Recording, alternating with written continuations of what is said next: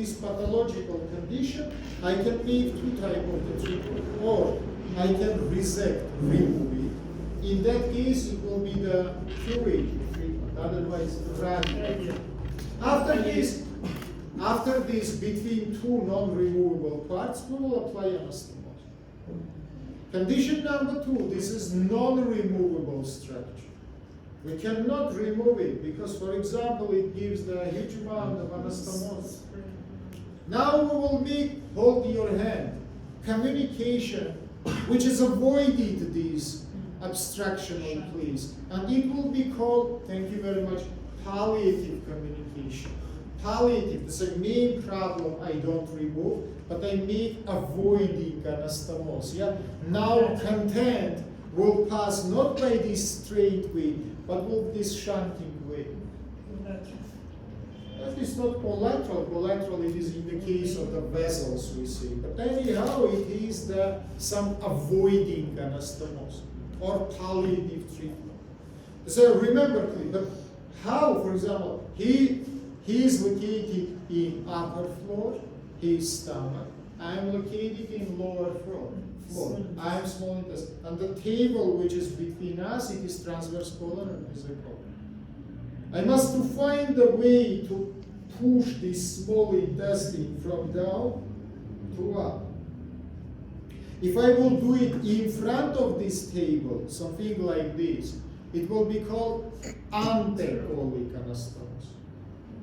If I will do it now like my leg behind of this, it will be called retrocolic anastomosis. So I can push small intestine to upwards or behind, or you can say how. Of course, I will perforate it mesentery of transverse colon. That is not so big problem. But I imagine that he and me, we hold. Imagine that here there are some plastic bag holding. This plastic bag can simply modulate it mesentery because like mesentery it is transparent. In this transparent mesentery you will find a place without vessels, even if it will be necessary ligate several vessels, and you will make aperture. Now from this aperture you can simply lift from down to upwards. You are abnormal. Finally. Why you come in my class so late? From my class 10 minutes is passed. So, what? What is it? Huh? From what So you have here? You didn't catch the bus. The bus moved. By this white coat you catch the bus? That is your first class in my university. Do you have today first class? You don't have first class? That is your first class? Yes. Go sit down. Next time I will remove you from your class.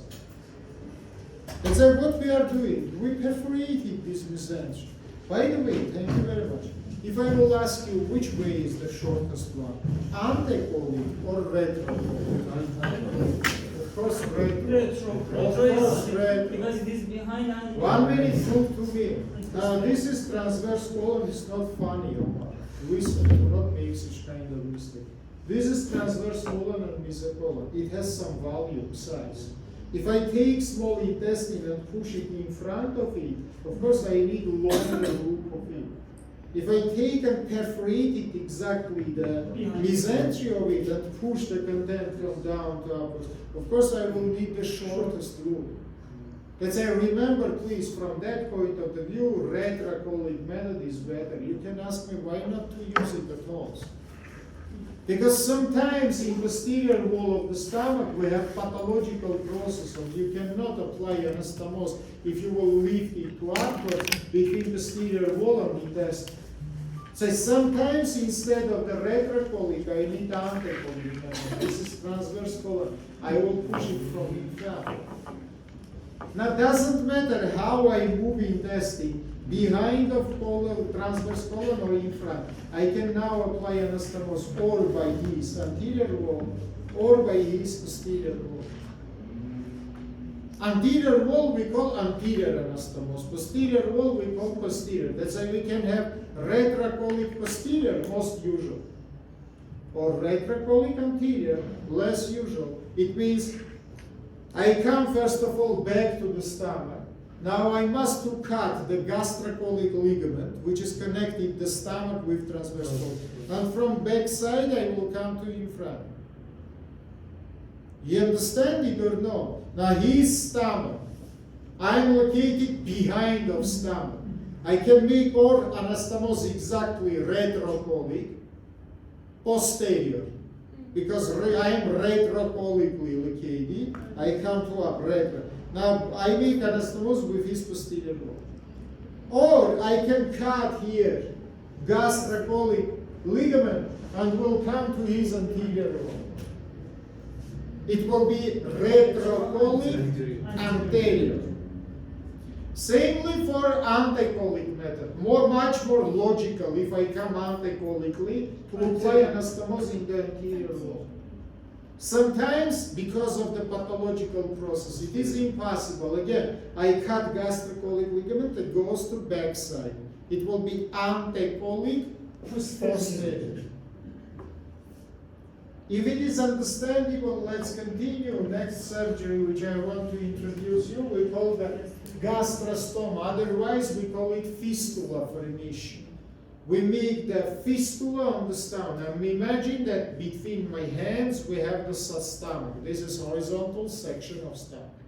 I must to open communication from stomach to outside, to environment. For what we do it? Gastrostoma has only one meaning. It is for feeding of the patient, for nutrition. If the normal ways, it is your esophagus and oral cavity, is not possible, if swallowing is impossible, we must open the stomach. You can say, why swallowing is impossible? Huge amount of problems. First of all, we start not from tumors, but we start from malformations.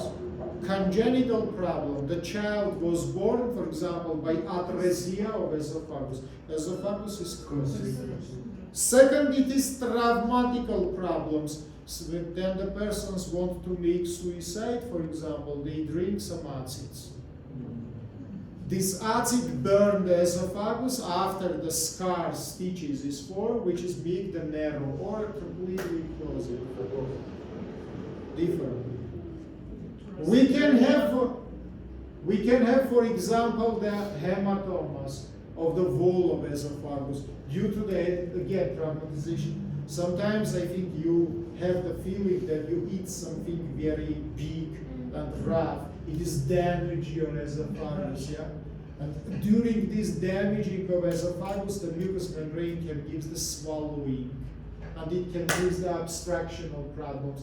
Not usually, but we can have allergical swellings, which is give the closing of the esophagus. For example, in case of some anaphylactical problems, usually it is connected with respiratory system, but we can have it also in gastrodigestive tract also. Tumors, as our friend mentioned, of course, this is obstructional problem. It can close these normal pathways, and it can give formation of the obstructions. That's why I must to open the fistula to outside to inject it, of course, blended liquid food inside of the stomach. You say, why not parenteral feeding? Parenteral feeding is not long-term condition. Parenteral feeding usually continues days. But such kind of the problems can be happen during all the life. For example, unremovable tumor. What can I do in that case? I must open the fistula to make all the life of this patient feeding from this fistula. From that point of the view, all the fistulas of stomach can be divided into two big groups. It is temporal fistula, which I apply for short time or some time, not important, short or long. And second one, which is called permanent fistula, which is applied forever. What is the difference between them? Structural difference. Now look to me. Again, I modulated stomach. If I make temporal stoma, This stoma from inside will be covered by serous membrane. My outer coverage is serous membrane. My inner coverage, it is mucous. Why it must to be covered by the serous membrane? Hey, please, insert it between. I imagine that this is the rubber tube. I insert it inside of the stoma for the feeding occasion. I remove it. Then you will remove this rubber tube. This irritating serous membrane will glue to each other by production of fibrin. Let's say such kind of stoma is temporal. It is enough to remove this rubber tube but to not make feeding during 3-4 hours to prevent the passage of the content to outside. Yeah? And it will be enough for the suturing, for gluing of this tweeter. You can say, why I remove this rubber tube? I decided I resolved the main problems. I removed the tumor, I enlarged the esophagus. We have special bouging system. It is that rubber tubes which you inserted in esophagus to mechanically enlarge it, yeah, during the long time. Usually after chemical burns, thermal burns, if there are the scars inside of us. It is elastic organ. You take firstly small size of these rubber tubes, then you enlarge it and mechanically you insert during 2, 3, 4 months. And finally you enlarge it from inside, make possible the swallowing. Situation number 2, if you will apply the forever, so-called permanent form, I will make the stoma like this. From inside now you can see it is covered by mucous membrane. Even if we will remove this rubber tube, mucous membrane doesn't give any stitches. Otherwise, your gastrointestinal trunk simultaneously will be closed. Mucus will be fused to each other. Listen. Let's say, remember, please, once again, I show that's a form of the stoma we call temporal. This form of the stoma we call permanent. A little bit about technique. First one of the stoma, it is temporal stoma by Witt's method. As usually, we start from indication. I say indication, it is feeding. We need to provide feeding to the stomach. Yeah? There are very seldom cases that you apply the stoma not for feeding, but for the treatment. For example, chemotherapeutic medicines, we can inject it exactly into the stomach. Why not swallow? To not irritate the esophagus. That is very seldom. But it also can be used. 99.9% of cases it is for feeding. But can be used also for another methods. I read in the literature even it can be used for the internal beam radiotherapy. What does it mean? Then the source of radiation, you exactly insert it in the stomach. Again, to not make the radiation of all neck region, because during the swallowing it will irradiate the neighboring side. You open the stoma, for example, 6 times during the week or 5 times, it is connected with fractures of the radiation. You insert it inside of the organ, you put it in the tumor, close to the tumor, and it makes the radiation exactly of this level. But again, I tell you, majority of cases it is for feeding. We understand the indication. Case number 2, it is access. Usual access, it is so-called left transrectal incision. You remember all these incisions we studied. From midpoint of the rectus muscle, left one, we make the 10 centimeter incision. Muscle is non-cutting. We split the muscles between 2 intersection tendons. That's it. Generally between 2 intersection tendons, 10 centimeters. Why this incision good? Because it doesn't give formation of postoperative hernias. Because muscle is non-cutting. Very well. Finally, you cut the parietal peritoneum, you reach the stomach, you see what is shown in the picture. You see anterior surface of this stomach. You take the rubber tube, diameter approximately 1 centimeter, and you put this rubber tube from the region of fundus to the region of the pylorus. After this, using the seromuscular sutures, you invaginated this rubber tube into the wall, not into the cavity.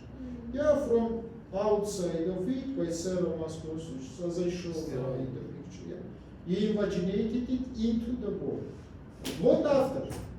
After this, guys, in the region of the pylorus, you apply first of all the cerebromuscular round suture. We call it purse string suture.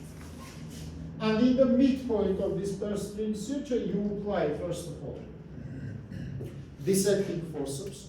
You lift the tissues, and by scissor you make the small aperture. After this, you take the tip of your rubber tube and you insert the tip of the rubber tube into the aperture. In that time, your assistant ties this purse string suture and it is fixed on the tip of this rubber tube. It is made fixation of the rubber tube to prevent any movement of it. You, after this, if it is necessary, in the place of this purse string suture, again apply several cerebromuscular suture to completely close this rubber tube from environment. So finally, you will have something like this. You even will not see. You will see only free tip of this rubber tube. Approximately into 3-4 centimeters, you inserted it inside of the stomach. What after? After this proximal end, by counter aperture, remember please, by main transrectal incision, we don't remove it to outside. 1-2 centimeters medially or laterally to this incision, you make small aperture in the wall, just perforate. And from this aperture, you remove the rubber tube to outside. You can say, why not from main incision? To not infecting. Main incision is big. This rubber tube is non-sterile. So if the small aperture will be infected, that is not so problem for us. But if huge incision will be infected, sorry, this is much more problematical. Idea is understandable for you. Very well. Method number 2, again, it is the temporal stoma method. We call the Kader-Stam method. Technique is approximately same, just the region is a little bit another. Now, in the region of the fundus, you apply 3 purse string sutures. Diameter between them up to 1 centimeter. From 0.5 up to 1 centimeter. Now, in the midpoint of the first one, again, you perforated the stomach wall. And again, you inserted the rubber tube into 3-4 centimeters inside the stomach. And again, you tie this first purse string suture. Now, what is happening after? After this, you push this tube into inside, and your assistant tie the second purse string suture. Then you to push it a little bit more inside, and he tie the last purse string suture. They say, you make something like this. This is position number 1. First purse string suture is tied. Then you little bit push it to inside and tie second purse string suture. And finally, you push it more to inside and tie the third purse string suture. Something like this is happening. The canal, which is formed from inside by the serous membrane. It is, again, tip of this rubber tube, by counter aperture, you remove to outside. Now, what after? Hold your hands like this. This is the rubber tube which has come to outside. I use it, for example, 3 weeks. During that time, I treat the main problem. What after? I just take it and remove it. But of course, before this, approximately 5, 6, much more better 1 day, I don't make the feeding to have an empty stomach. After several minutes, these 2 layers will be fused to each other. Thank you very much. And of course, after removing also several hours, you don't make the feeding. Because if perros content glucose before closing of this defect, it can come to outside and it can give remission of peritonitis. Should be next day. Next day. Usually day is not so enough for 3 hours, 3-4 hours. It is more than enough to give the closure of this aperture. It is understandable. Of course, if you will provide it in, for example, make 1 day parenteral feeding, to wait to prevent any possible complications in the future, it will be brilliant. Okay, this is about the temporal form of the stomach. That is the permanent stomach. We call the top-rover method. Absolutely same what I said to you before. Again, in region of the fundus, you can say, why not here? Why here? We modulated the normal passage of the food. Food must pass from up to down. If I will make this manipulation in pyloric portion, a majority of the glands will not be involved in the digestive function. This is the reason. Again, 1.5 centimeter now distance, little bit more. And again, in the last one, you make perforation. Again, you inserted the rubber tube. Now situation another. You tie first prosthetic suture, and instead to press it, you lift it. Your assistant is lifted. You tie the second one, your assistant again is lifted, and you tie the third one. Instead, that picture, it gives this picture. So U forms the stoma, which is covered from inside by mucous membrane. What after this? This is the permanent stoma. You remove it from main incision, because forever it will be here. But how you remove? Look, there are 3 purse-string sutures, yeah? The proximal, middle, and distal one. Now, each this suture, you will make suturing with some layer of anterior wall. First one, of course, you suture by parietal periodontal. Second one, you suture with rectus muscle and its sheath. And finally, last one, you suture by the skin. Then you suture it by skin, this mucous membrane, like the lips, make the exvagination. That's a such kind of the stoma we call lip shape, because you see these pink lips of the mucous membrane, which is coming also. Here you don't need even any rubber tube. Just by wet napkins, you close it, you fix this napkin by the plasters, then you need to make feeding. You remove it, you inject it, the food, just between these lips into the stomach, and then again, why wet napkin? To prevent the drying of the mucous membrane by the oxygen. Why we have lips formation? Lips formation is necessary to not use this rubber tube, to not make the irritation of the mucous membrane during long time. Then you form these lips, you form the normal orifice. Inside of this orifice, you can insert it, for example, big injector, and you can inject it exactly foot inside of it. Otherwise, you will apply long time this rubber tube, and it will make, for example, ulceration of the mucous membrane, because any time it will press that. Idea is understandable for you. Do you have problems with first surgery, which I explained? If no problems, we come to the biggest surgery, which I want to explain for you today. This is resection of the stomach. I must understand how much time I have, because huge amount of another surgeries I will explain you today.